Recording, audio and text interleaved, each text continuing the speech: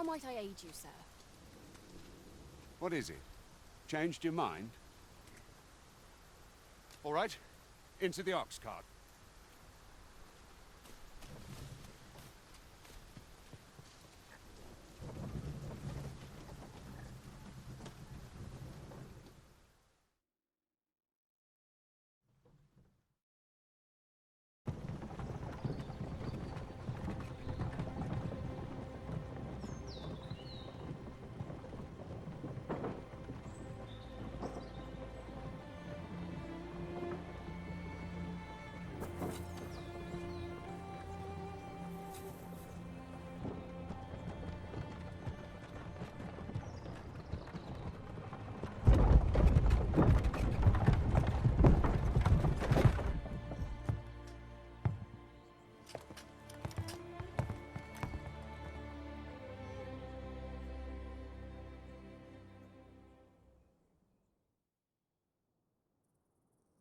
I was informed of your coming would be arisen.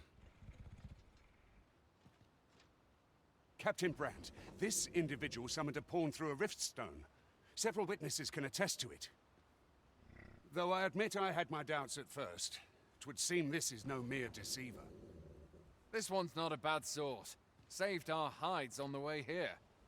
As decreed by the great will of our world, there can only be one arisen. That arisen now resides within the palace. Indeed, he is our sovereign and the rightful ruler of Vermont. It follows, therefore, that this ruffian before us is naught but a pretender. You must submit to questioning. If you value your life, you will not attempt to flee. I shall conduct the interrogation myself. Stand watch outside.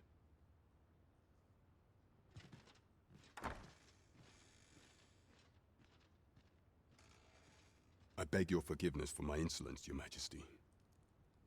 If the Queen Regent had learned of your existence, I fear your life would have been in peril.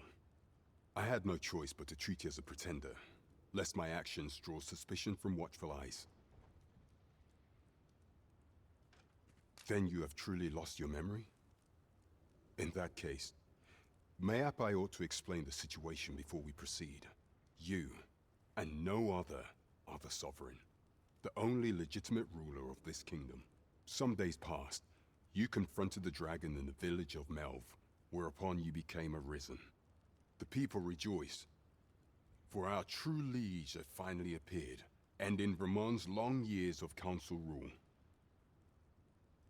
Yet, not all celebrated your coming.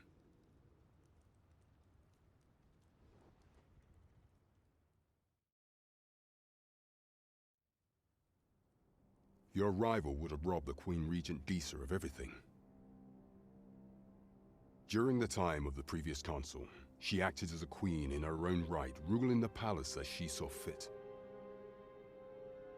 And just after the consul's passing, when 'twas all but certain that her son would take his father's place,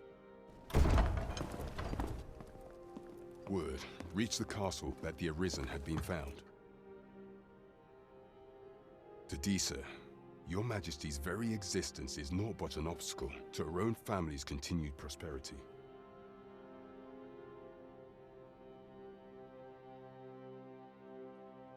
The assassination of the Arisen is an impossible feat for mortal hands. Thus, Disa chose to abduct Your Majesty while you recovered from your wounds, in order to rob you of your memory with a fell curse and sell you to Batal as a slave. Following that, she prepared a replacement to serve as the sovereign in your stead, a mere puppet. However, with Your Majesty returned, I have no intention of twiddling my thumbs as Disa plays her games. I shall devise some plans to further our cause. Pray, visit me a night in the tavern that we might discuss them.